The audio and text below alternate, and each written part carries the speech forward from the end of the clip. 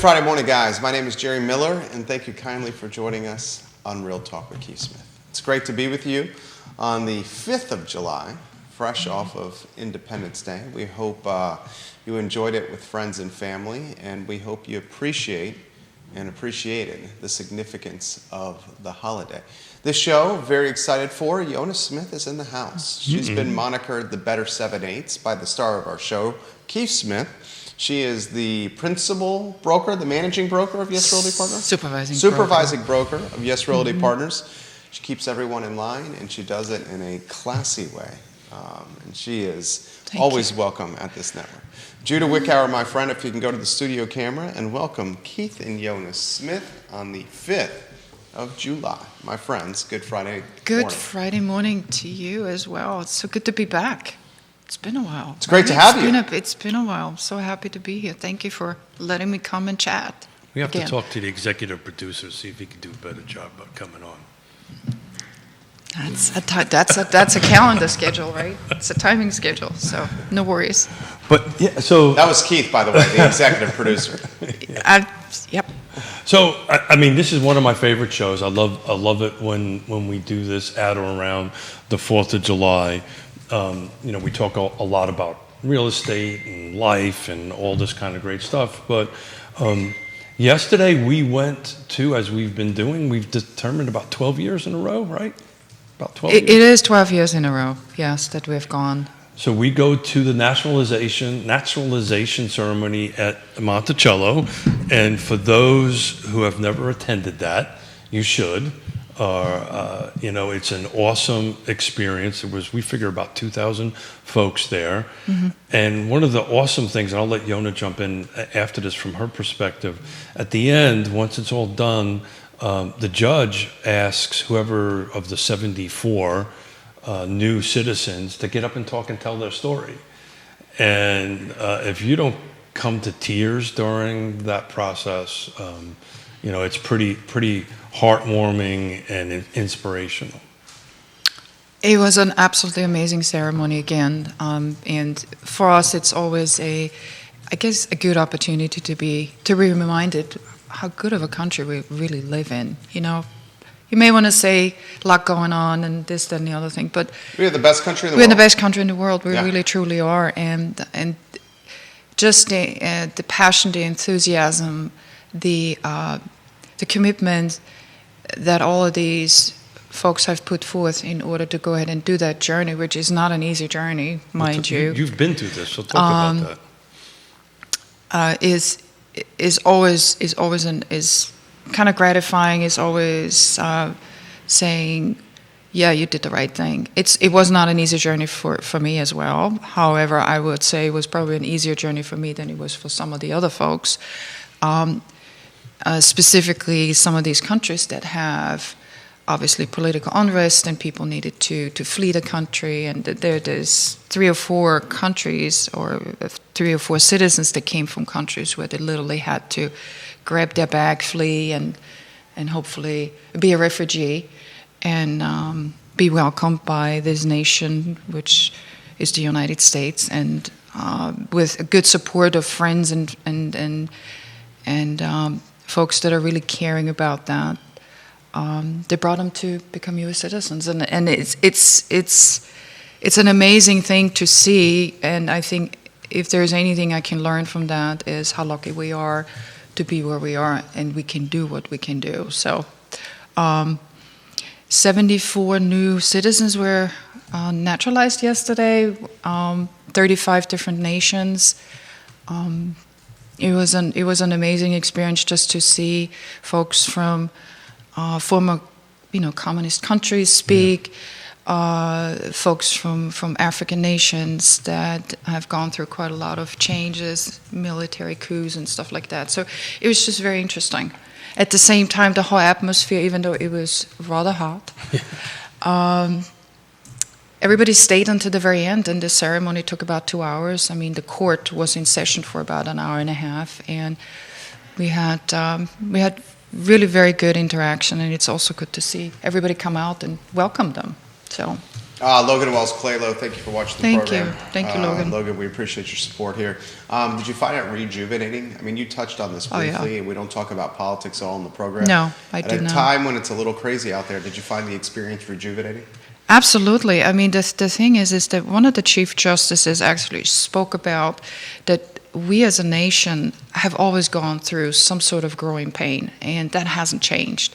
So I think it's probably more polarizing these days just because of the way it's being communicated and so forth. But the bottom line is that if we're open and able to not only communicate but be tolerant with each other to hear somebody else's opinion, it's a growing journey. You know, at least we have the opportunity that we have free speech.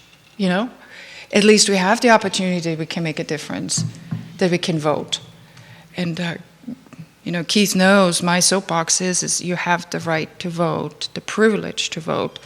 If you want to change something, you should vote.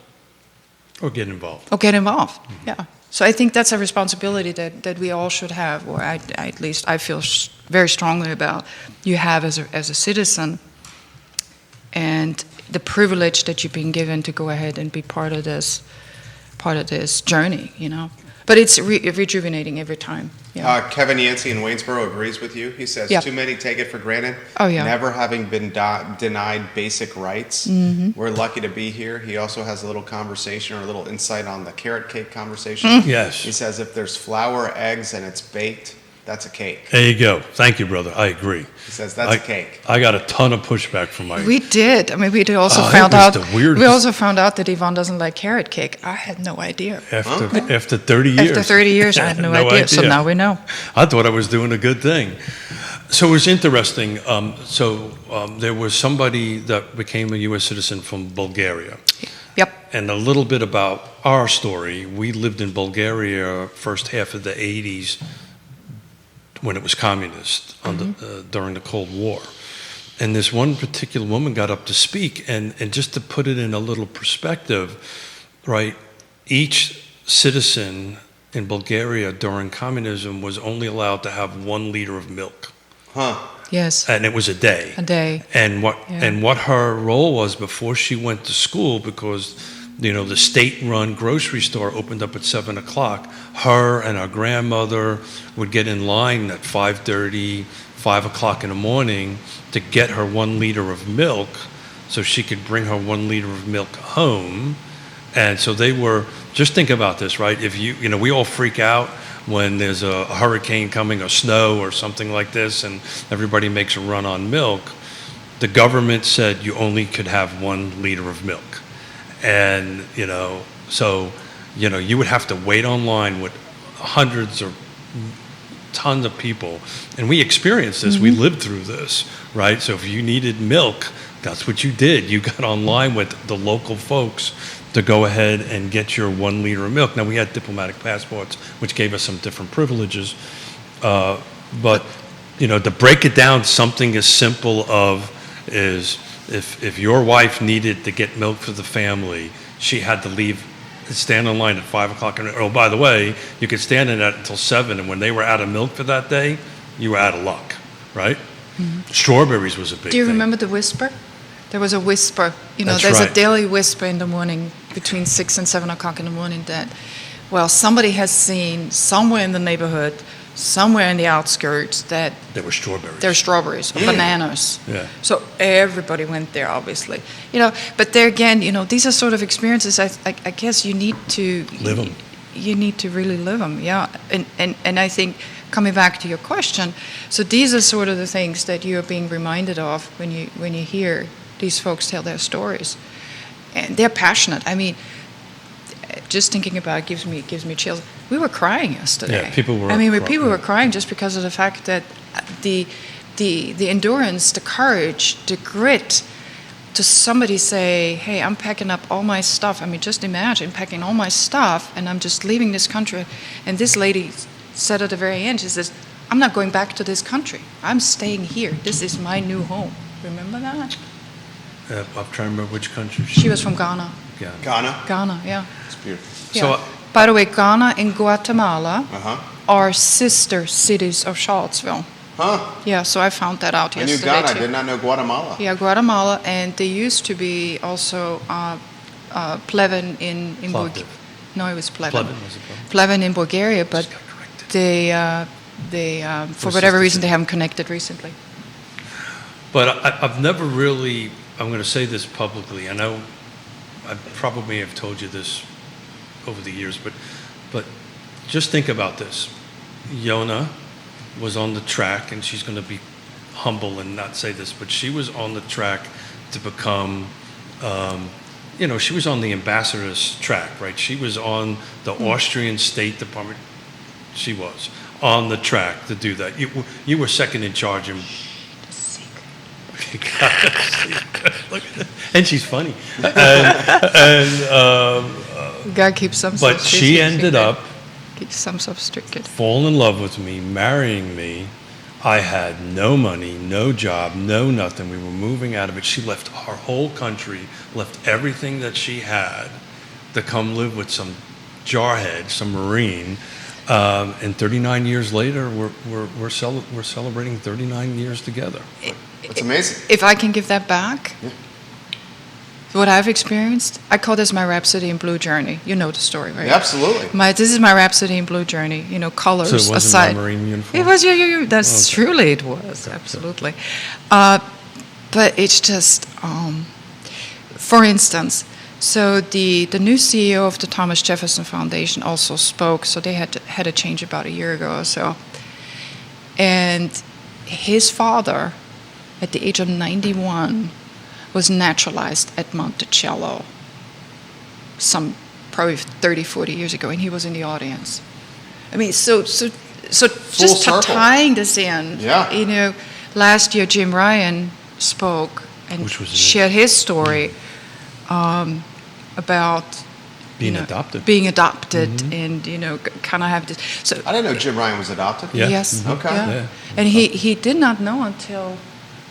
I guess Just recently, just last couple of years, who his he did birth not parents know were. about that, and he Wow. actually had the opportunity. See, look at that. You come to these things, you learn all I didn't know kinds of that at stuff. all. Had the opportunity. I mean, Yeah. there was not a dry eye in the audience after Yeah. he told that story.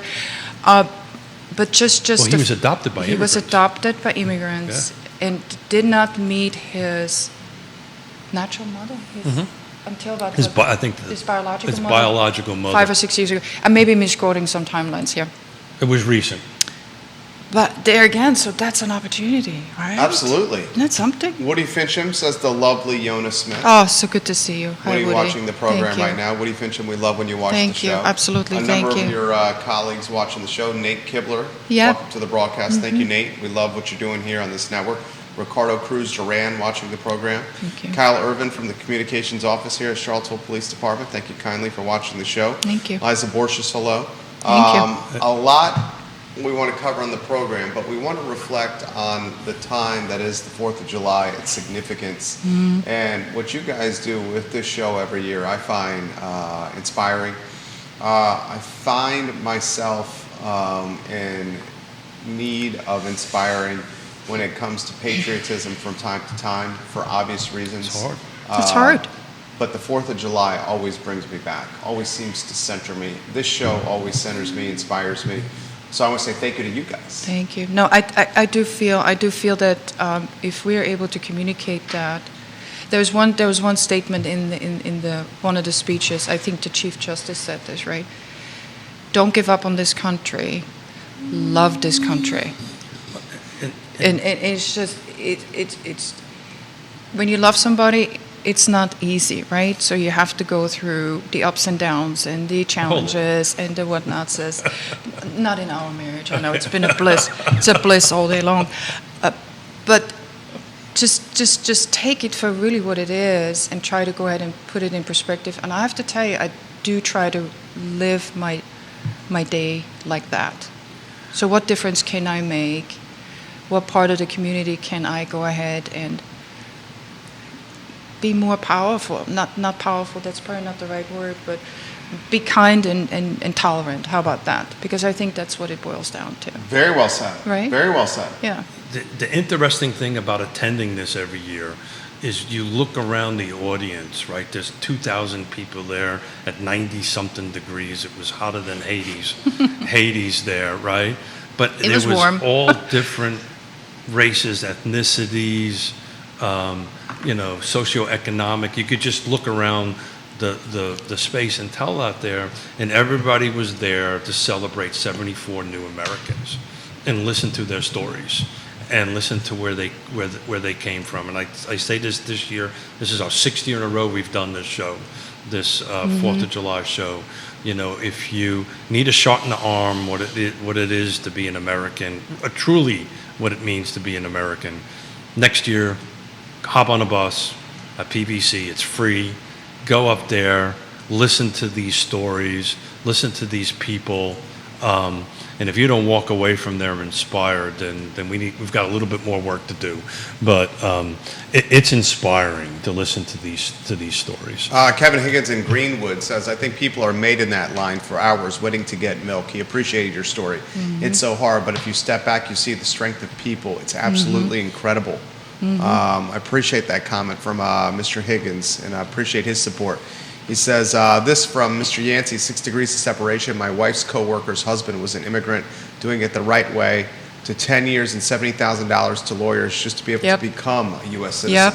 Mm-hmm. Yeah, oh yeah. It took Yonna 20 years. 20 years. And you should tell, I love this, tell that story. I have to tell you, so I'm trying to paraphrase it in a short version. I mean, it was not up until 2003, 2004 that we really made the decision to go ahead, or I made the decision to really go ahead and apply for the U.S. citizenship for many reasons. But I think one of the reasons truly is we went through, and I could not have done this without Keith. I mean, getting your green card is about as difficult as becoming a U.S. citizen. And obviously a lot has changed since 2001 as far as security and so forth is concerned. So I was really hesitant in really jumping into the arena because they wanted to know everything and anything and everywhere and whatnot says. But the long story short was we applied 2003 for the first time coming out of September 11th. We did anticipate that this is going to be really, really, really difficult. I mean, you talk paperwork, lots of paperwork. Anyway, so we submitted that, and we didn't hear from them about 3 to 6 months, and they basically lost my application. What? Yes. Nowhere to be found. Never acknowledged the fact that they was there. So needless to say, so setback. Then I said to Keith, okay, we're going to do this differently. I have no idea exactly what we're going to do, but we're going to have to hire an attorney. Very good, very, very renowned attorney here in Charlottesville. Who specializes in this. Specializes in that immigration law. And I told Keith right at the beginning, I said, this man charges $550 an hour. Do not speak. I said, please do not speak. Keith talks. That's so, but anyway. Right on a talk show. He's great in every aspect of his life. I was not allowed to say anything. But anyway, it took him 8 months. Get out. 8 months. What's the cost? Can I ask We spent, what, $7,000? $7,000. And we're blessed to go do this. Part of the problem is Yonna was born in Beirut. Yeah. Yes. Right? Doesn't have her original birth certificate because she was born in an American hospital that got bombed. So she doesn't have her thing. And she lived behind the Iron Curtain for a bunch of time. So, I was suspicious. She was suspicious. She was the communist terrorist. You look very suspicious to me. Your daughter's watching. Woman power. Your daughter's listening while running with Ray right now. Oh, she needs to run off that carrot cake that she ate last night. By the way, I think that's a cake. It's a cake. They bust my chops about that, but guess who ate the damn thing? Houston? No. Yeah. Well, you said your daughter didn't like the carrot She cake, ate it. so it wasn't her. She ate it, but I was admonished, let's say, for bringing a carrot cake. We're gonna ask. And then I said, well, then I could have brought a cheesecake, and then I got pushed back for that. Cheesecake is delicious. Well, the whole New Yorker in me went, yeah, that's never going to happen. So we're going to get cheesecake. But anyway, so I finally got the approval, and it just literally, I mean, how fate has it and life has it. I was supposed to be actually naturalized at Monticello that particular year in 2005.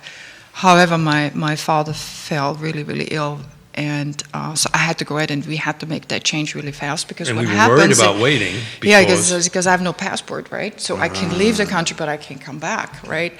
So we sped it up, and I was naturalized on February 13th, 2005 at the...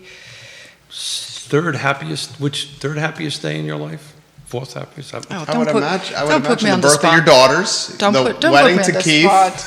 Don't put me on the spot. I have so many beautiful blessings. You do have beautiful blessings. Andre, Xavier, hello. was Thank you fishing for watching for a the show. compliment, honey. No, this is... You know? I think we know that. We know that, Keith. We know that. I mean, it wasn't original?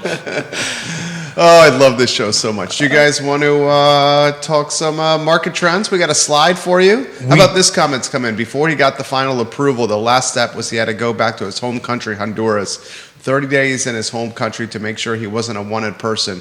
He had to basically hide for 30 days because if they found him, they would have held him for ransom. They know how much it costs, so they have to have money. That's to get back to the U.S. as a citizen. Unbelievable. 100%. And again, when you listen to these stories, I did not know that. when you listen to these stories, you just think how blessed you are. 100%. And again, I can't say this enough. It's a great afternoon, other than put on some suntan lotion and bring a hat or something. But getting to listening to those stories is what it's all about. I think if there's anything else to say about that is also, we are a fabric of immigrants. Oh, right. We're all immigrants. So just the fact that there's 45 million immigrants, and I'm part of these 45 million, right, in this country, out of 350. So think about that.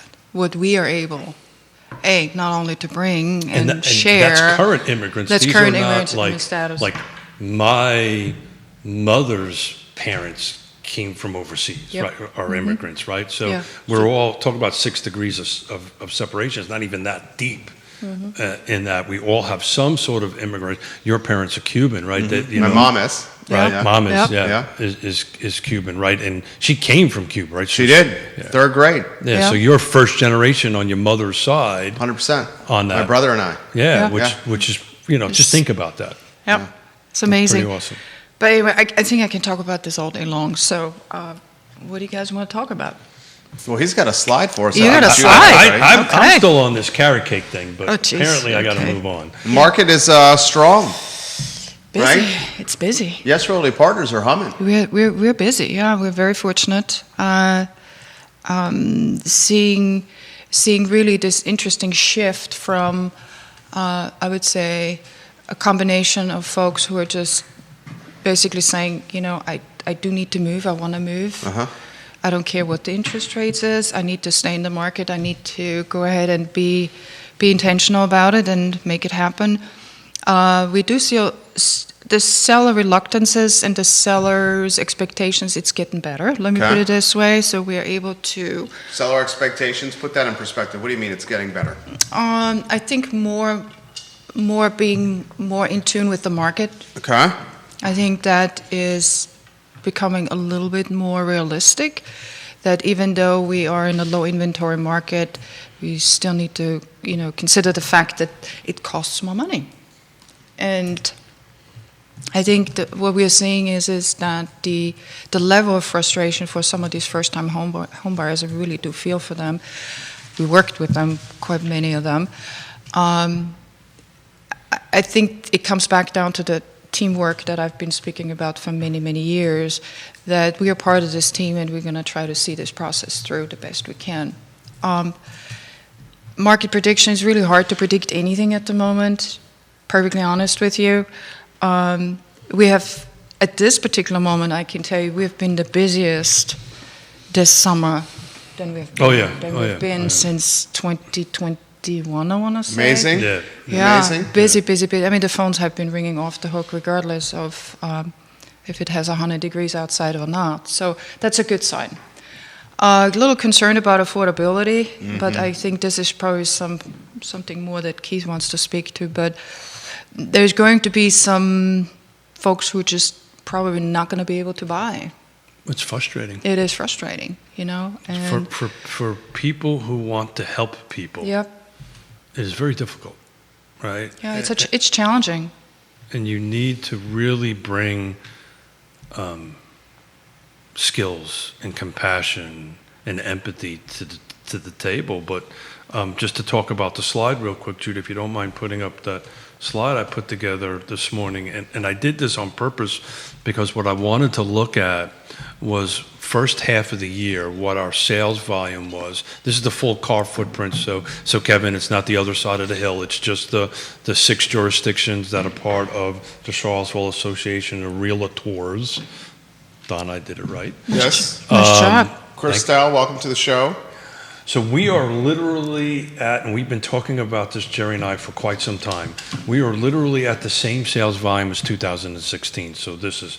That's what it feels like, yeah. That's exactly right. So as far as volume goes, so that is, we're 9 years into this, right? If you count 2016 as the first half of the year, all the way up to the completion of this year, we're total of 9 years. So we are literally back to what the sales volume was for 9 years. That being said, the median sales price is 70% up in 9 years. So back in 2000, That's unbelievable. The median That is sales amazing. price That's was- unbelievable. So the frustration is we've got 2016 sales volume, right? And then we're dealing with a 70% increase, which is great when you bought in 2016. Just wanted to say, it gives you a good equity position, depending on how you bought it. But today, right, and I haven't had a chance to take a look at what the interest rates were in 2016. My suspicion is it's probably somewhere between 4 to 5%. I think it was in the high 5s, but I'm maybe wrong on that. So what do you make of that, Yonna? I think this is truly what we're experiencing on a daily basis. Seriously. I mean, I did not know that the numbers were that close. I do know that just from the fact what buyers are looking for and buyers were hoping to achieve, I can see where that problem is lying, that just they're pushed out of the market. Some folks say the most unaffordable time in American history right now to buy a house. This past October was officially the most unaffordable time. Oh, yeah. And the metrics are quite similar to October. Yeah. I can tell you September, if I remember correctly, right, September wasn't that the month with the interest rates were the highest? October. October was the month, okay. October 2023. I mean, it was a standstill. It was an absolute standstill. So our high point, no big surprise, was 2021. Yeah, naturally. That was 2,500. A turkey can fly in a hurricane. A turkey can fly in a hurricane. It's 2,524. We're now at 1,736, and in my handy Interesting. dandy percentage difference calculator, which we have now. because I was corrected on some of my percentages, 'cause I got That's them okay. reversed That's okay. on that. 773 is a 31.259999 decrease over 2,524. So that's part of my percentage calculator. So we are up from 16 to now, we're up 70%, but we're down in volume from a peak of 25, 24, and 2021 by roughly 31, 32%. But that also includes new construction. That's right? everything. Okay. New construction, Yeah. townhomes, Yeah. condos. This is just a big picture on that. And this is why, and I've been saying it all along, this is when the pros show up, right? And there's a ton of pros that are watching and listening to the show that are in our industry. And we are like the guide that's going to guide you through this particular process. So I always say it, and I think you heard me say this often, right? It truly is a teamwork effort. And how many touches do we need? There's 24 people on an average involved in a transaction. and that's grown, right? It never used to And be that has grown quite a bit, obviously, between appraisers and title insurance companies and home inspectors and all this good stuff. So 24 people are part of this journey that you're on. That in itself is just something that I don't know if too many people know Folks about can that. appreciate To appreciate or that. understand. Yeah, right? So I'm always surprised when somebody says, I'd like to do this by myself. And obviously we want to try to go ahead and see how we can be of assistance. However, I said, well, let me know how this works out for you. Because it's easier said than done. Sure. Especially in the market that we are in right now, right? At the same time, though, I think we as professionals, and that's one of the things that I'm hoping that I can communicate, is we as professionals also have a responsibility that we do anything and everything in our power to make sure that their client is served up to whatever they need. So In order to appreciate the value that we bring to the That you table. provide. That we provide. And Yeah. at the same time, we are the advocate. It's like a marriage, in a sense, right? It's a short-term marriage, you want to call it. But there's a lot of trust that needs to be, kind of established and honed. And somebody said to me the other day, I went to a listing presentation, and he's a funny guy. He has a good sense of humor. His business is all about pumping septic systems and all this good stuff.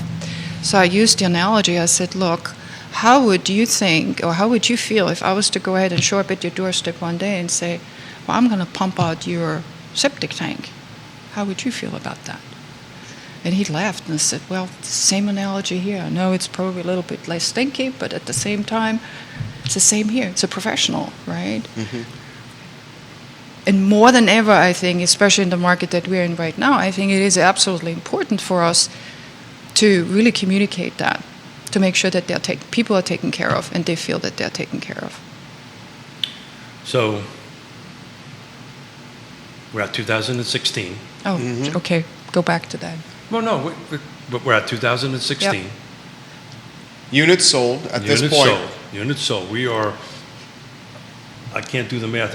We're like 20 units, 15 23 units. units different. Look at that. 23 units different. Same 6 months. What do you think the second 6 months is going to look like? And do you think when we have this show next year and we add 2025 to that, is it going to get better? Is it going to stay? Because back to your comment about we're trying to help people, we look at ourselves as therapists more than salespeople.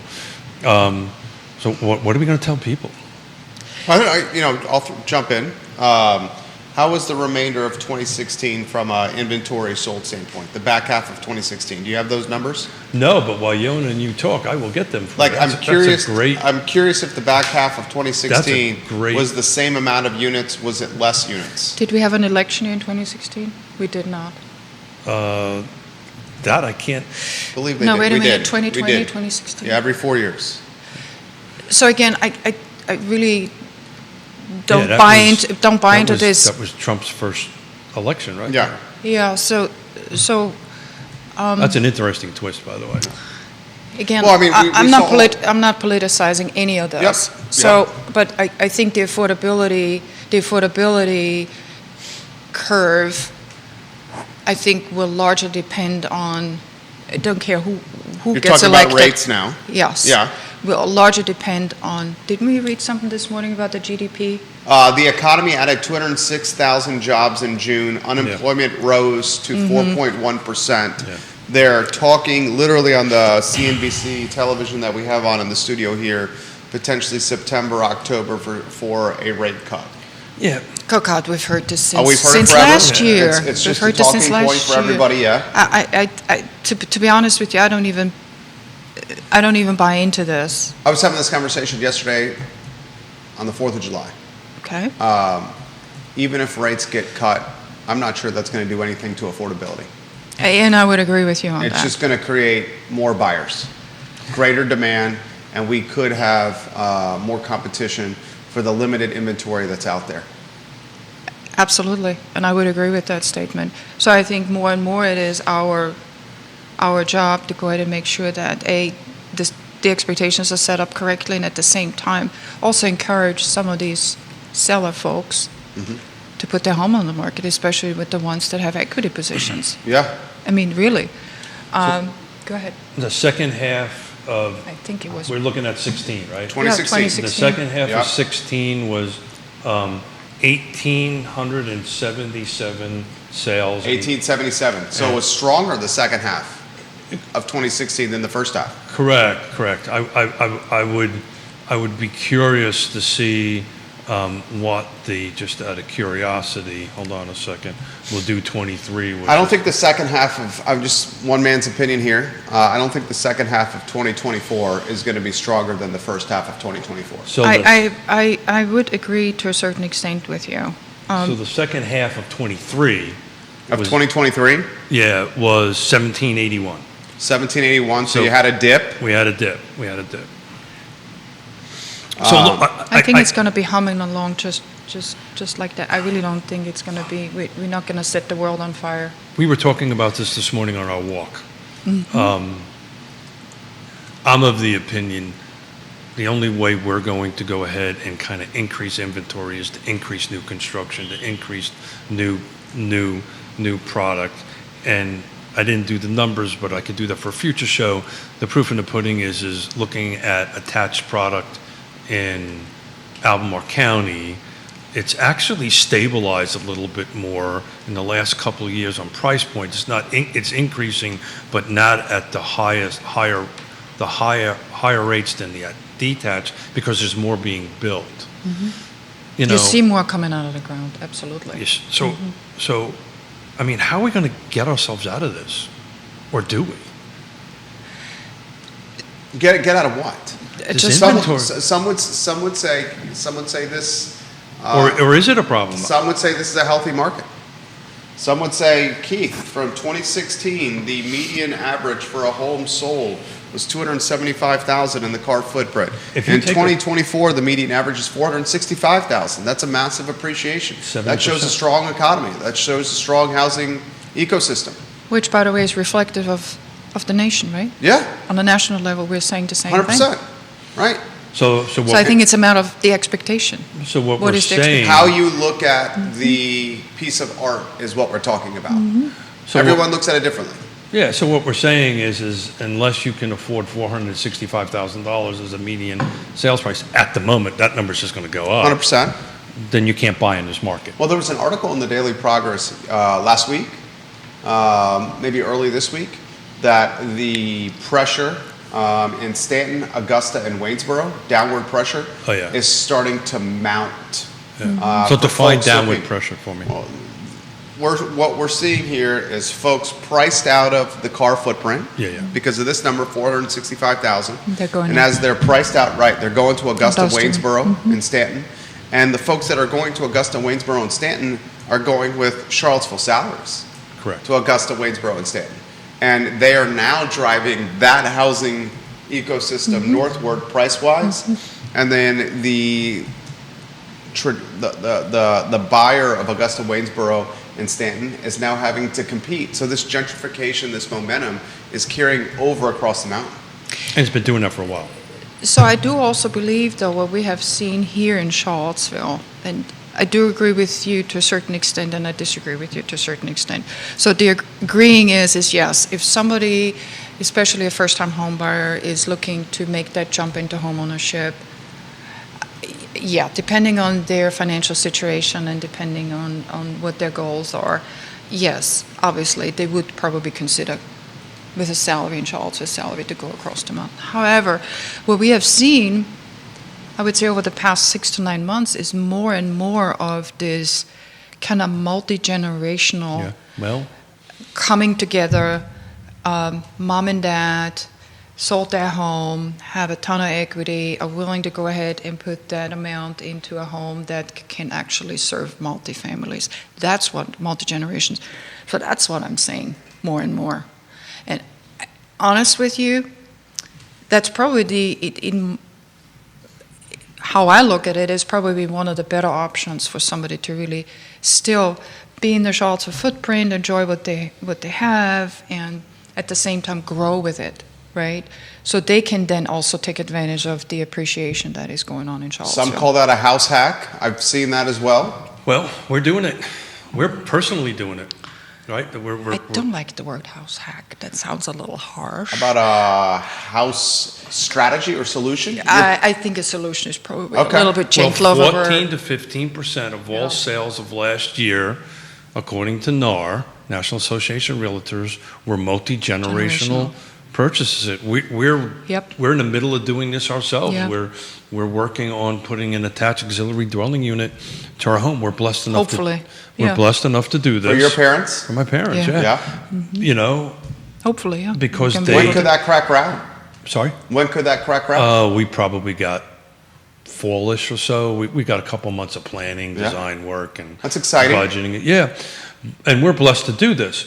The reality of it is, out in Fulvana County, and I don't want to give too much of my family's personal information out, but to make a very long story short, I'm going to push back on all this stuff. So here's a couple that's been living in Fulvana County since 88, 89, right? Yeah. Around 88, Roughly 89. about the same time. 89 on that stuff. They're retirees.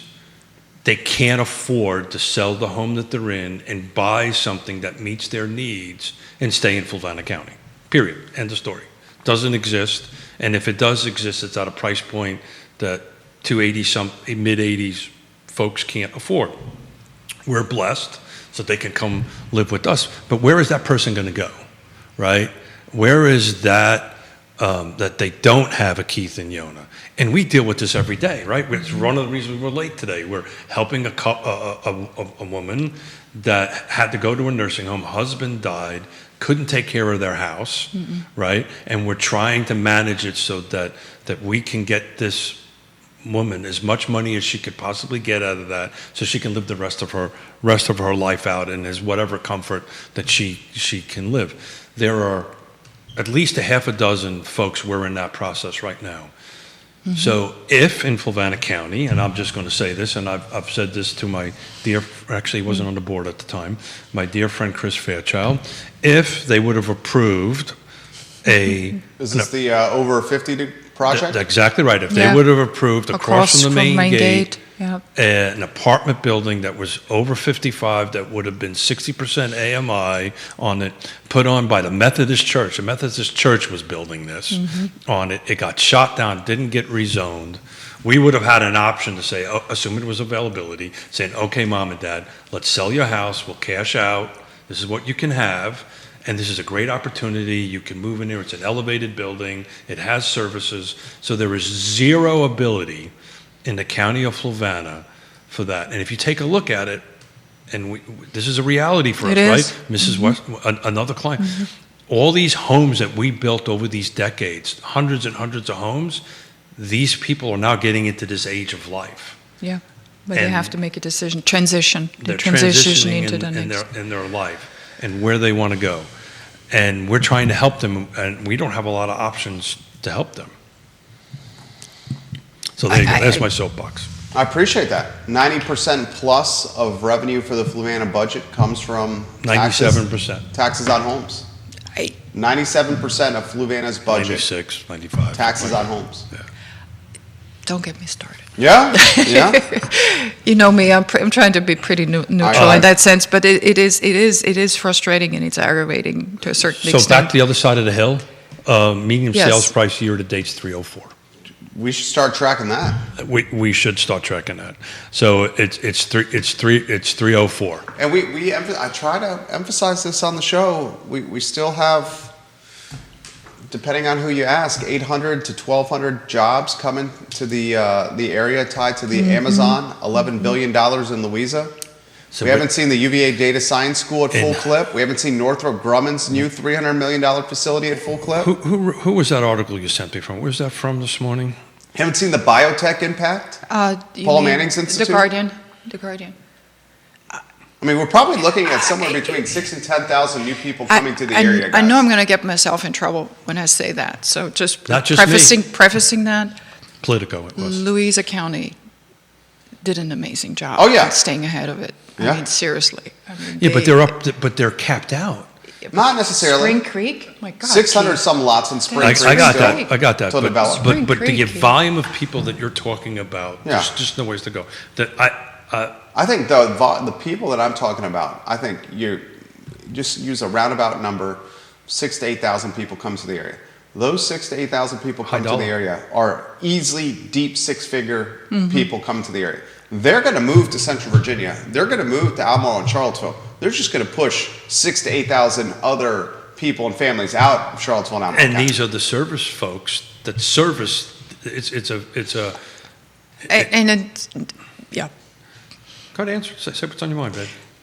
I think when you drive to Richmond, you see how much closer Richmond and Charlottesville actually are becoming now, and I think that's also probably going to be an avenue where folks are going to have to go, right? Because Richmond has inventory.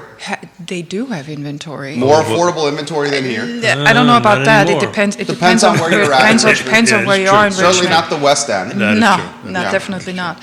But I can tell you, even some areas in Greene County are not that reasonable anymore. I mean, you're going to have to be prepared. Well, Greene County, I believe, is at 4. I can look at it. Well, is wait over till 4. the Rivanna Futures, the land that Albemarle County purchased from Wendell Wood on the Albemarle County-Greene County line. Wait till that project gets developed. You're going to start seeing an influx of people to Greene. Rob Neal has this Yes. on what Keith was saying, and Rob is in the real estate private equity space.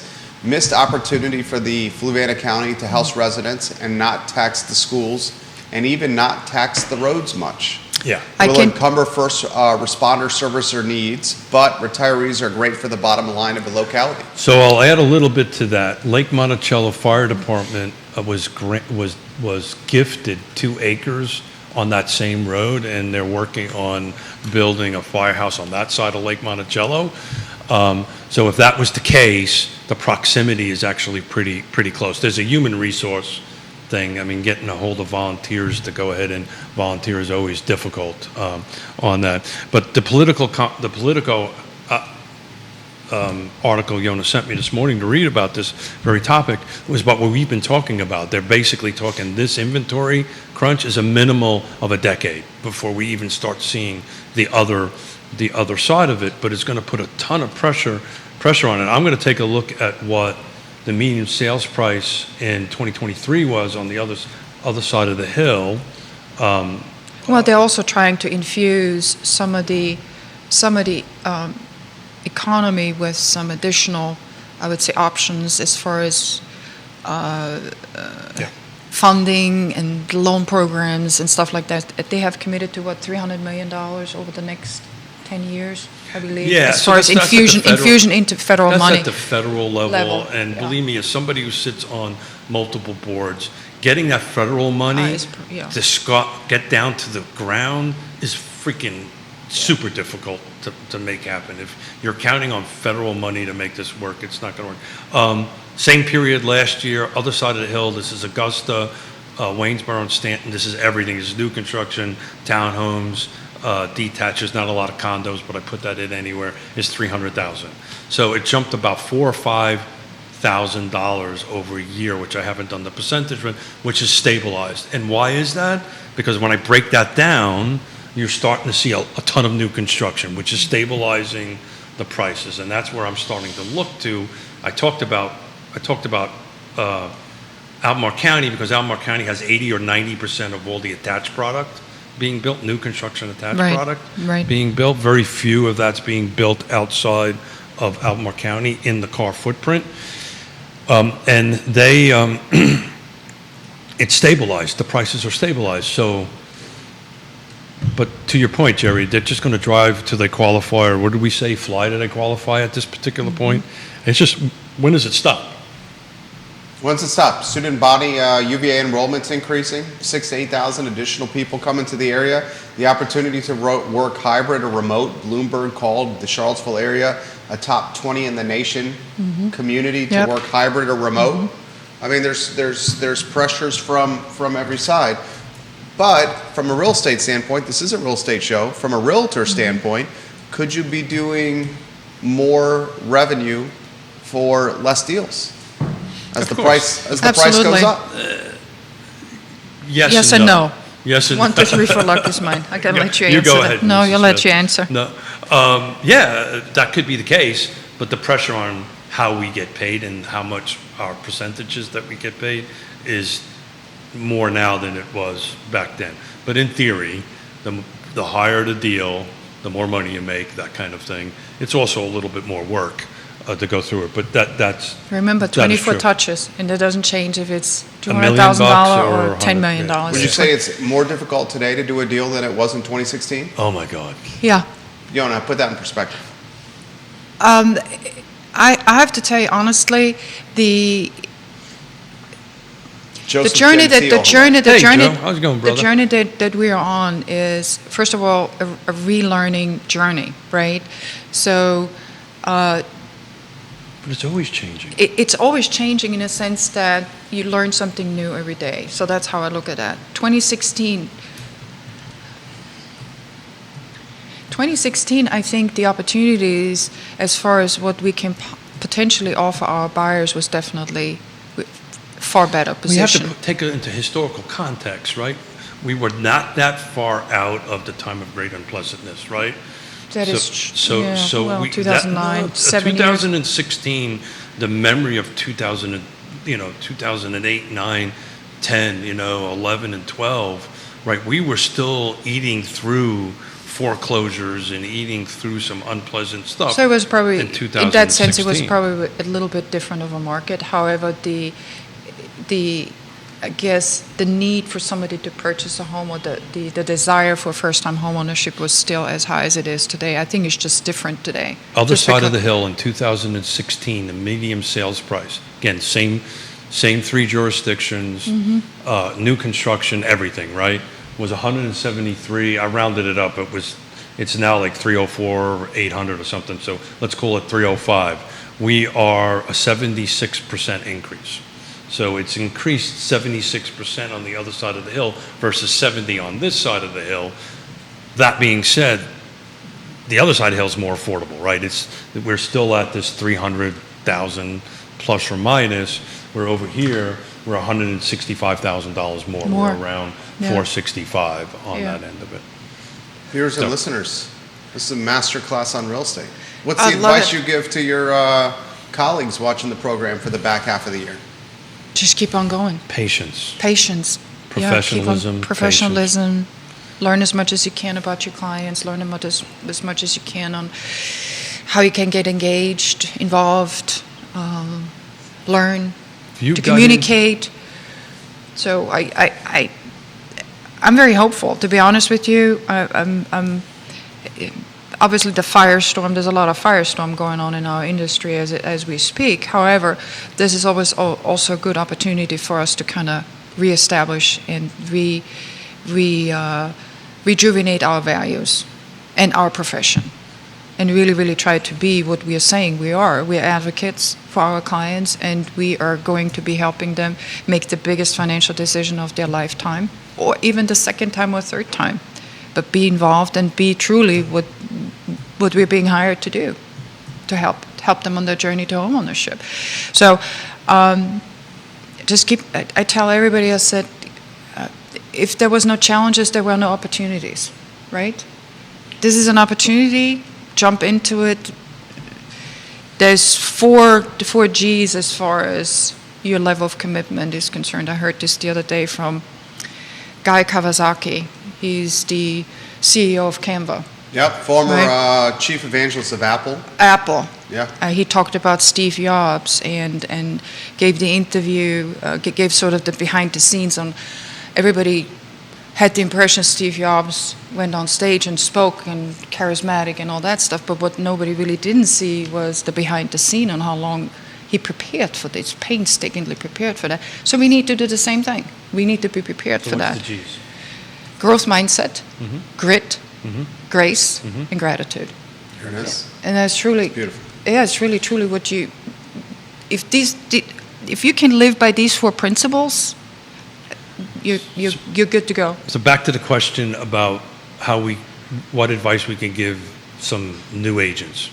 So as you guys were chatting, I just did some quick numbers, just strictly talking about volume.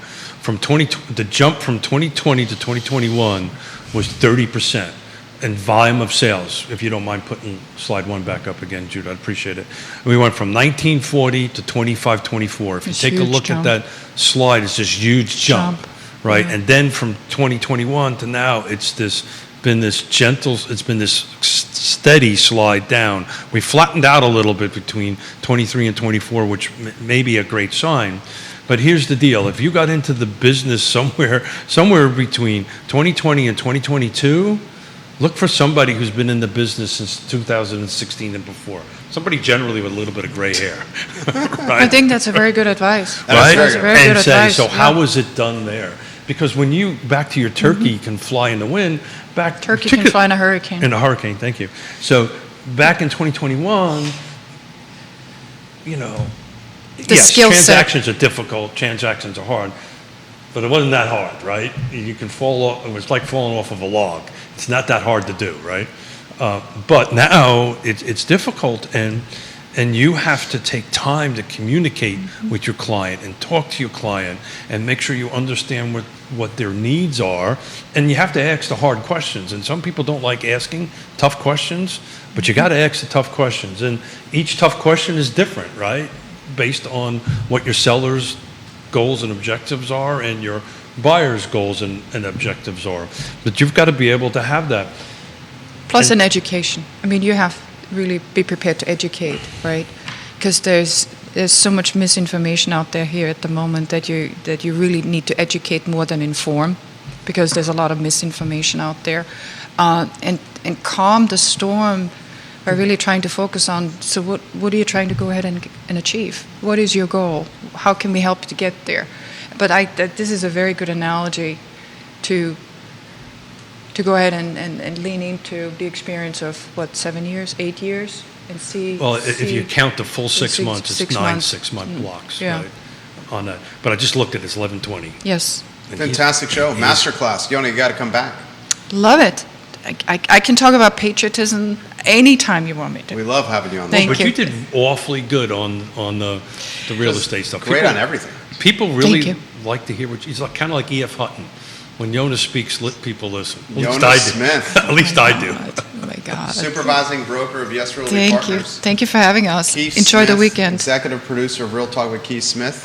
Both of them are trusted advisors in the game we call real estate, and folks that you should certainly reach out to help you buy and sell a house, guys. Thank Yes you. Realty Partners. Next Friday. Don't give up on this country. That's all I'm saying, guys. Love this country as much Amen. as you can give it. That's all. Yes, I'm sorry. It's okay, Mrs. Smith. Next Friday, Greg Slater and Dave Norris. Ah, Get out of town? cool. Yeah, they're Nice. going to join us. They want to talk a little bit about the Charlottesville Association of Realtors Foundation, but don't tell them we're going to pivot to real estate. Dave Norris and Greg Slater. That's a big show. Real Talk with Keith Smith, archive wherever you guys get your podcasting and social media content. Judah Wickower behind the camera. We appreciate you watching and listening to the show. And ladies and gentlemen, stay cool out there. The Yes. I Love CVille show Absolutely. up at 12:30 p.m. So long, everybody. Have a good day. Take care. Yonna, that was Thanks, Thank you. Shotzi. I love you, And we baby. still Thank you. off.